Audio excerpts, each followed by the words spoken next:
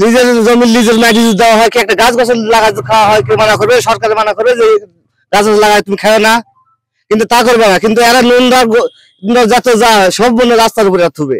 একলে যে বড় গাড়ি বাদলাম সাইড দিতে পারি না, গাড়ি ঘোড়া অ্যাক্সিডেন্ট হয়। এই রাস্তার দুই ধারে ঝোপঝাড়, গাছপালা এবং গোবর এবং নোন্দা রাখার কারণে প্রতিনিয়ত সড়ক দুর্ঘটনা ঘটছে।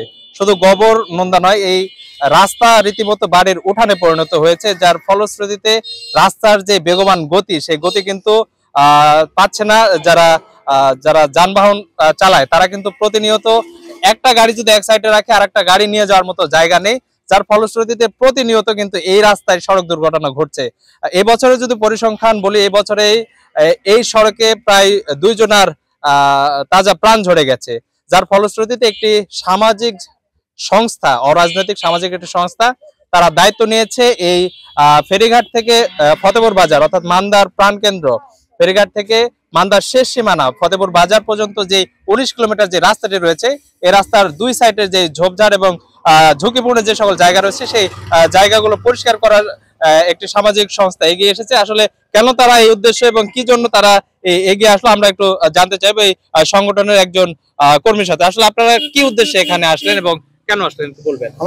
আমাদের মেন উদ্দেশ্য এখানে আমাদের স্বেচ্ছাসেবী সংগঠন মানব সেবা, সবসময় আমরা এই মানব সেবা সংগঠনের আমাদের কাজের অংশ হিসাবে এই রাস্তার যে 2 পাশে ঝুঁকিপূর্ণ অবস্থা, এটা দেখে আমরা 2 পাশে যে রাস্তার ধার পরিষ্কার করার জন্য আমরা এখানে আসছি। এটাই আমাদের কাজ, এই বাদে আমরা অন্যান্য বিভিন্ন কাজ আমরা নিয়োজিত। জি ধন্যবাদ। হ্যাঁ, শুনছিলেন যে এই রাস্তায় যেন সড়ক দুর্ঘটনা না ঘটে, সেই জন্য মূলত একটি স্বেচ্ছাসেবী সংগঠন এসে দাঁড়িয়েছে এদের পাশে। এই সাধারণ যে সকল জনগণ রয়েছে যারা এই রাস্তাটি ব্যবহার করে, তাদের পাশে এসে দাঁড়িয়েছে।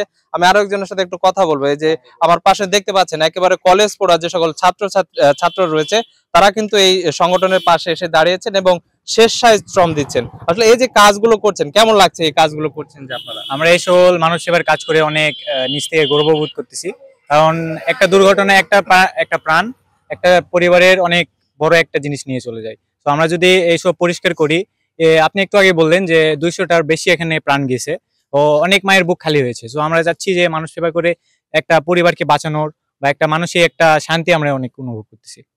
জি ধন্যবাদ আপনাকে। তো যেমনটি শুনছিলেন, এই ছিল নওগাঁ থেকে শাফিল ইসলাম রকি, নয়াদিগন্ত, নওগাঁ।